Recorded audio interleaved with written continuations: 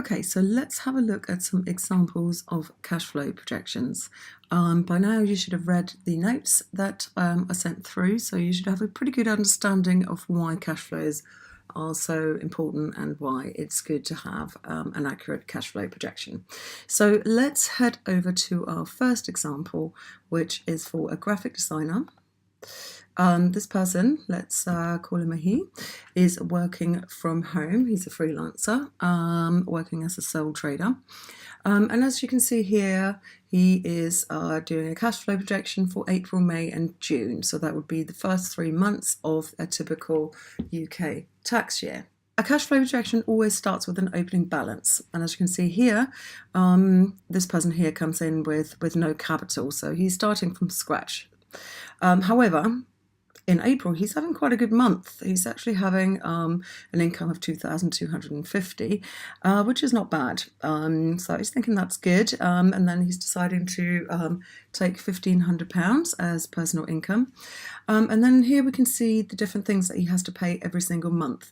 He's a graphic designer, so he does have to pay his Adobe Creative Suite fees. Obviously, he needs internet, phone insurance. He might also need office equipment and stationery, and sometimes he needs to travel to places to meet clients and so on, and he's got a professional subscription. And as you can see here, he's totaled up all of these things here, and they come to 1,675 outgoing. For those of you not so familiar with Excel, there are various formulas you can use. So say I click on the total money in here, you will see that that is a formula. So that is a sum of these three things here. So if I click on here, you can see this is the sum of these cells. You don't have to use formulas, but I do recommend that you take a little bit of time to understand what they are. Some of them are very basic and they do make your life a lot easier in the long run. Looking at the expenditures, you can see what they are here. So essentially this is the total money in, this is the total money going out, and this is the closing balance. So you can see that that is basically the total money in minus the total money out.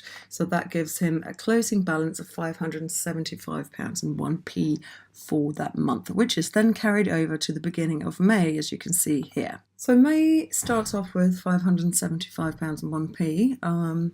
Unfortunately for our pal here, May is not looking like such a good month. Some of his trusted clients here are not needing so much work done. So actually he's only having an income of £800 in May, which is not great.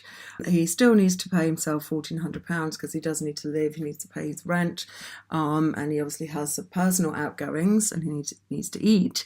And his other outgoings stay the same. Just to make things worse, his laptop has died, so he's actually had to go out and buy a new laptop, and that's cost him £700. So what that means is that because of his large outgoings and his low income, he's actually ending up in the red here. So yeah, he's minus £889.98 in the red, which is not great. So he needs to do something here. So as you can see here, that's being carried over from the end of May until June, and I just want to show you a little formula here.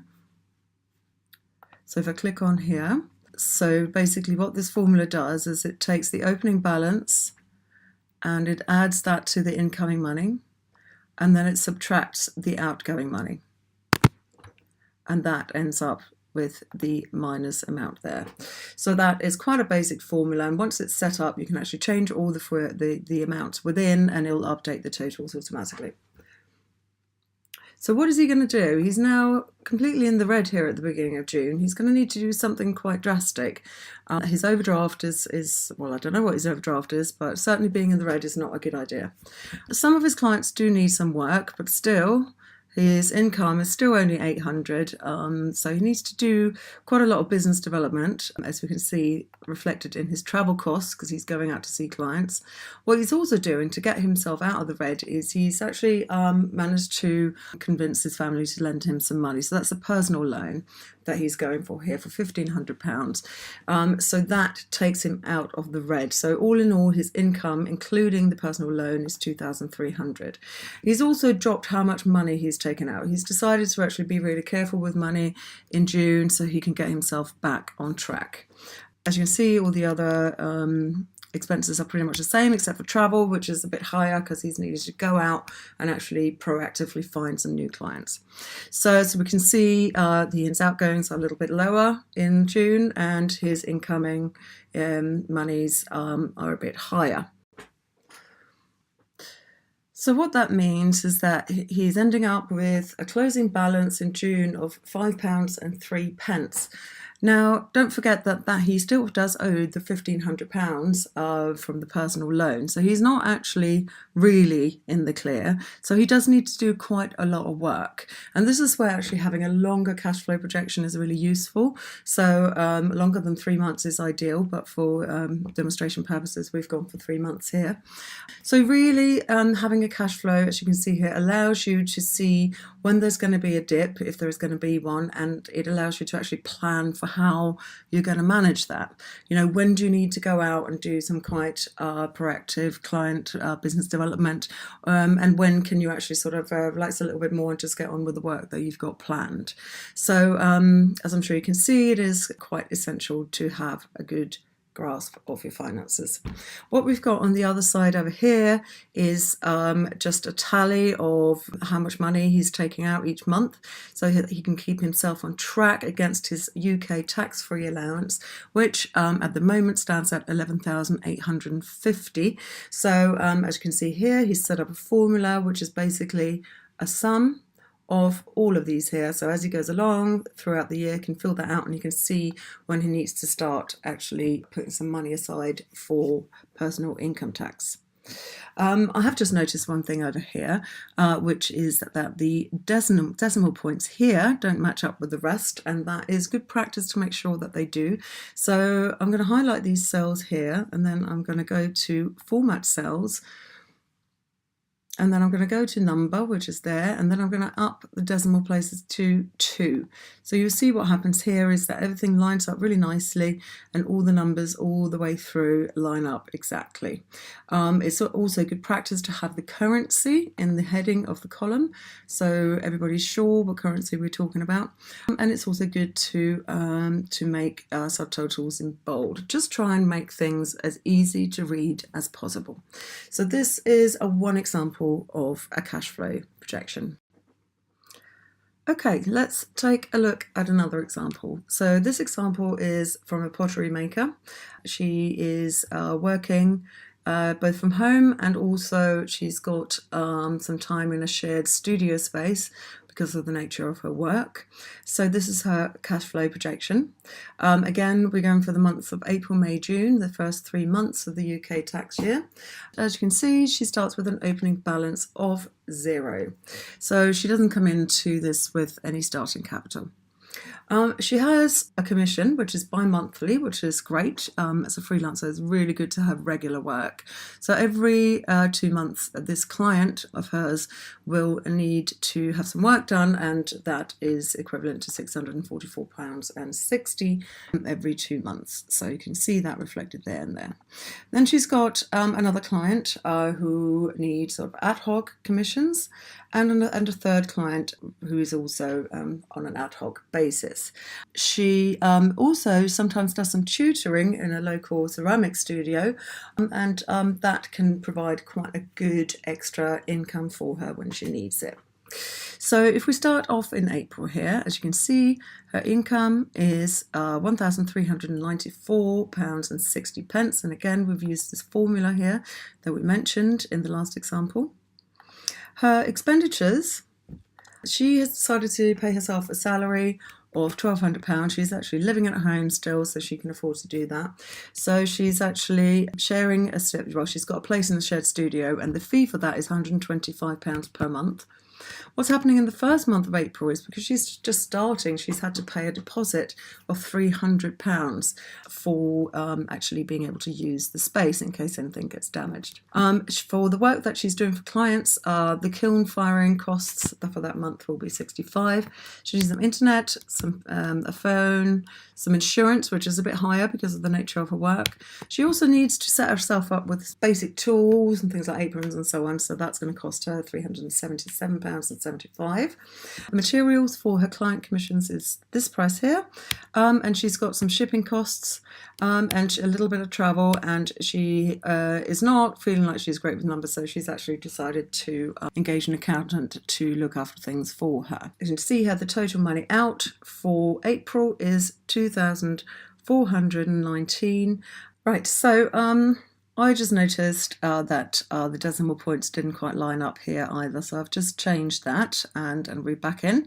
So the closing balance for a pottery maker here is the total money incoming here, which is that amount, minus the outgoing. So you can see that she's got a bit of an overdraft going on here. She's in the red by £1,024.65, which is then carried over into the beginning of May.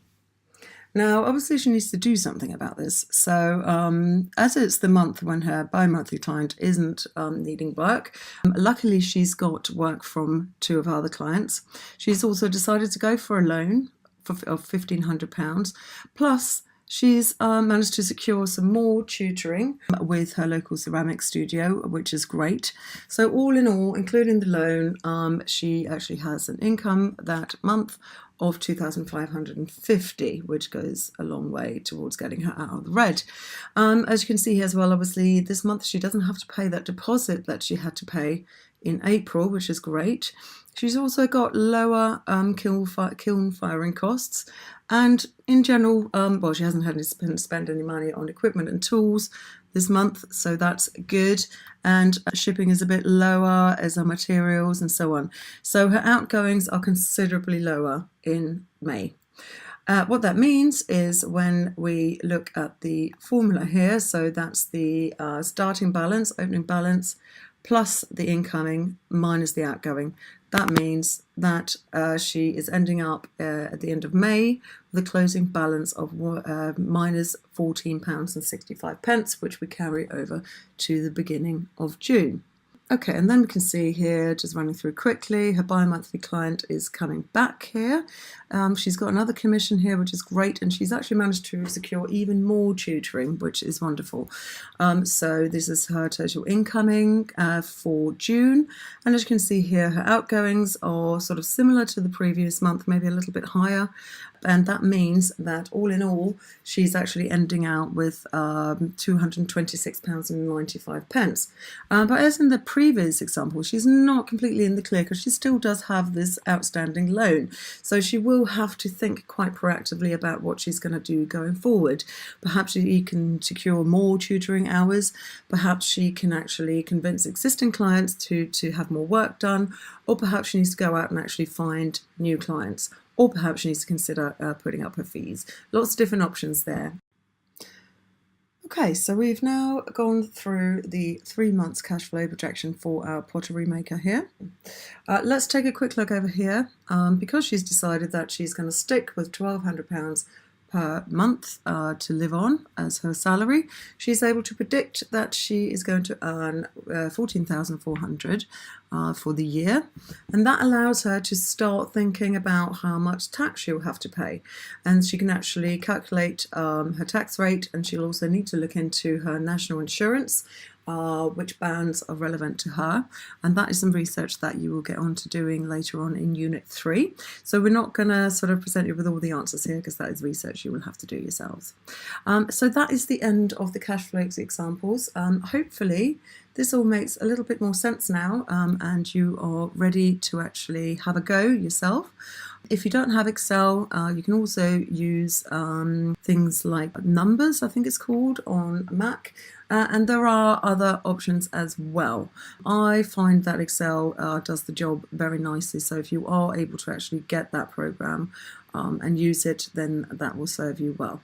I do encourage you to spend a bit of time getting yourself familiar with the different functions, and I also encourage you to invest some time in setting up the formulas in your templates, because that will save you a lot of time in the long run.